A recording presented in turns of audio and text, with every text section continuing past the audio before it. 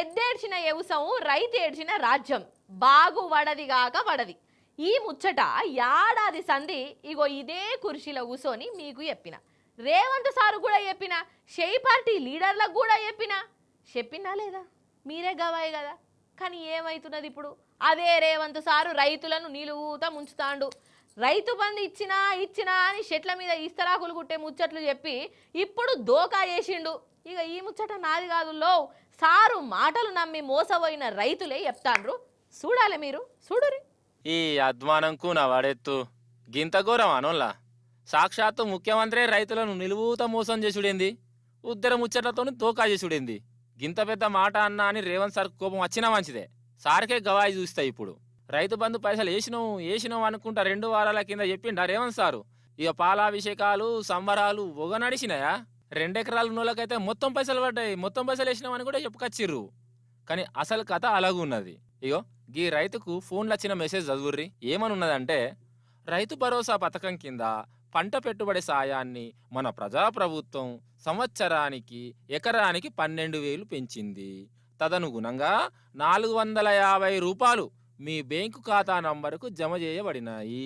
ఈ 450 రూపాయలను మీ పంట పెట్టుబడికి ఉపయోగపడతాయని ఆశిస్తున్నా. ఇట్లు మీ ప్రియమైన ముఖ్యమంత్రి రేవంత్ రెడ్డి. ఇగో గిది ముచ్చట. కోపం వస్తుందా ఏంది? అనుసుకోర్రి ఎందుకైనా మంచిది. ఇక ఇప్పుడు సారి వేసిన ఈ 450 రూపాయలతోని ఇప్పుడు ఇత్తనాలు కొని రైతులు మస్తు పంట పండిస్తారన్నట్టు. 450 రూపాయలట, 450 రూపాయలు. గిదా పంట పెట్టుబడి సాయం అంటే? ఇక గిన్నిగనం పైసలను ఏం చేసుకోవాలనో పాపం ఆ రైతుకే అర్థమైతలేదు కావచ్చు. కథకు నా వాడెత్తు. అసలు చెప్పుకునేదందుకు కొంచెం అన్నా ఇజ్జత్ అనేది ఉండాలనా లేదా? అరే 450 రూపాయలు వేసి పండుగ చేసుకోపో అనుడేందువల్ల? ఈ ఒక్క రైతనే కాదు, అందరు ఫోన్లలో గిసొంటి మెసేజ్లే. ఓట్లప్పుడేమో ఎకరానికి ఫస్ట్ 15,000 ఇస్తా అన్నాడు, అటెనక 12,000 అని మాట మార్చిండు రేవంత్ సారు. సరే ఆ 12,000 అన్న వేసిండా అంటే అది కాదు, ఇచ్చే పైసలల్లో కోతలు పెట్టుడు, కటింగ్లు చేసుడు. నలబోతీదే వస్తంతోటే మాకు భర్తనే ఉండేది. ఏది రైతు బంధు పడ్డదిరా అనగానే వచ్చేది ఎత్తుకునేది, ఆల్దంగా పోయేది. ఇప్పుడు తిరిగి ఇగో ఈ రూపాయలకు అయితే ఎన్ని రోజులు తిరిగినా రుణమాఫీకి తిరిగి కలెక్టర్కు 2 సార్లు దరఖాస్తు పెట్టినా. పెట్టంగా 1,20,000 మొన్న పడ్డాయి. మాపాయి ఈడేమంటాడు, ఊరిక 1,20,000 నీకు వస్తాయి తీసుకపో అని అంటాడు. అరే నాకు కొద్దురా నాయన, నా బొక్కు నాకి నీ బ్యాంకులోకి ఎక్కలేక దిగలేక మా కాళ్ళు కూస్తున్నాయి, మా కొద్దురా నాయన నా బొక్కేది నాకు అంటే అసలు ఇస్తలేడు. పంచాయతీ పెట్టుకున్నాక నా బొక్కు నాకు ఇచ్చాడు. ఇస్తే నా బొక్కు తీసుకుని ఆల్దాక మరి ఆయన 1,20,000 లోన్ కావాలి, మాకొద్దు, నీ బాకే పోతురా అని పోయినా నేను. అయితే నాకు 2 ఎకరాల వరకు పొలం ఉన్నది. ఈ వరకు రైతు బంధు వాళ్ళలేదు. రైతు బంధు 2 ఎకరాల వరకు వేసినా అని గౌరవ ముఖ్య రేవంత్ రెడ్డి గారు అంటుండు. మాకు ఈ వరకు కూడా 1 రూపాయి వాళ్ళలేదు. మా దగ్గర ఇంకా 20 గుంటలు ఉన్న కూడా మాకు వాళ్ళేది అంటున్నారు. అయితే మేము ఇంతకుముందు ఉన్న గవర్నమెంట్ కేసీఆర్ గారు పంట ఫస్ట్ ఎత్తుండే 5,000, మాకు ఎదురు చూడకుండానే మాకు 5,000 ఎత్తుండే. 15,000 లేకున్నా 6,000 2 ఎకరాల వరకు వాళ్ళు. అంతెందుకు, అయ్యో గీ ముఖ్యర కరుణాకర్ అనే రైతుకు 1 ఎకరం కంటే ఎక్కువనే ఉన్నది భూమి. లెక్కకైతే ఈ రైతుకు 7,300 రూపాయల రైతు బంధు పైసలు పడాలి. కానీ సర్కారు వారు వేసింది ఎంతనో ఎరికేనా? 5,325 రూపాయలు. మరి కడమ పైసలు ఏమైనాయి కావచ్చు, ఎవరి జేబులకు పోయినాయి? ఇంకో రైతుకు ఎకరం మీద 28 గుంటల భూమి ఉంటే ఆయనకు 4,500 వేసిర్రు. ఈ రైతుకు కూడా పైసలు కడి చేసిండు అన్నట్టు. ఏం పాపం చేసినానికి ఇట్లా కటింగ్లు చేస్తారు ఈ సర్కారు వాళ్ళు? అసలు ఒక్క రైతుకు కూడా పైసలు బరాబర్ అవన్నీ వల్లేదటనొల్ల. 1,000 రూపాయలు కోసేసిర్రు. గీదా ప్రజాప్రభుత్వం అంటే? గీదా రైతు బంధు సాయం అంటే? రైతుల మీద పాయరం అంటే గిట్లుంటా అది.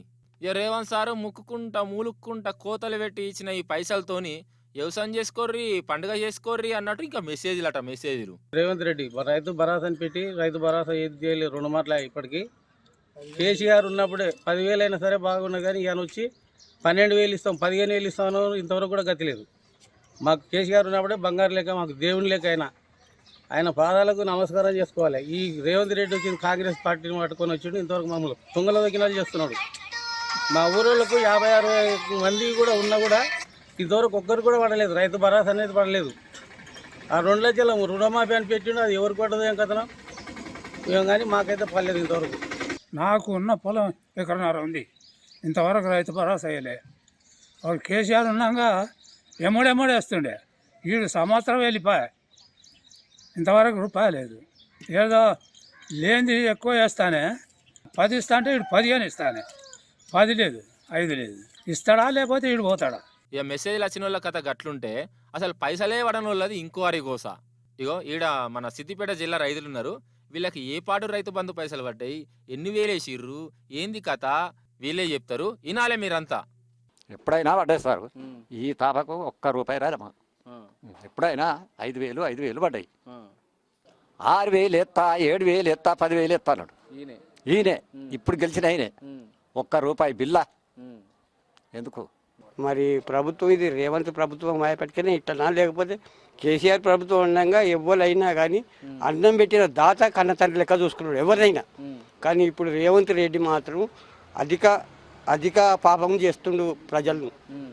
మాకైతే పడలేదు, మా తమ్ముడికో ఎకరం ఉంది, నాకో ఎకరం ఉంది, మాకు పడలేదు. రేవంత్ రెడ్డి చెప్పేది బోకసు గట్ట.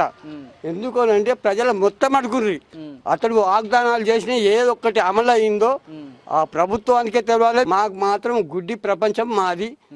ఓట్లు అడిగేటందుకు వాళ్ళకి దమ్మున్నది కానీ అన్నం పెట్టేందుకు వాళ్ళకి శాతం అయితే లేదు. నాకు ఎకరంన్నర ఉంటుంది, ఎకరంన్నర.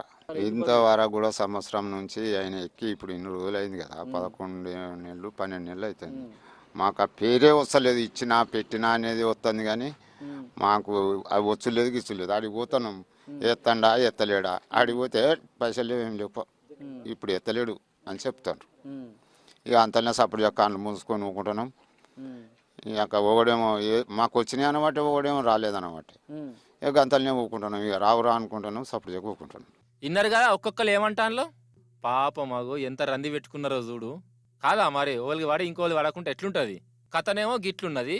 ఇక ఇంకో దిక్కేమో ఈ చెయ్యి పాటోళ్ళు రైతు బంధు పైసలు వేసినాం అని టామ్ చేసుకుంటాను.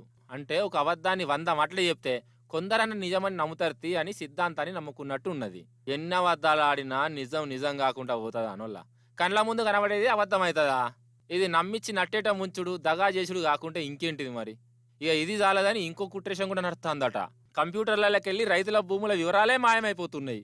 లక్షల ఎకరాల లెక్క పత్రాలన్నీ గాయబ్ చేసి పడేసిర్రు. అంటే ఇదొక వంక అన్నట్టు. కంప్యూటర్లో భూముల వివరం లేదు కాబట్టి రైతు బంధు అని ఇట్లా చెప్పేది అందుకు అన్నట్టు.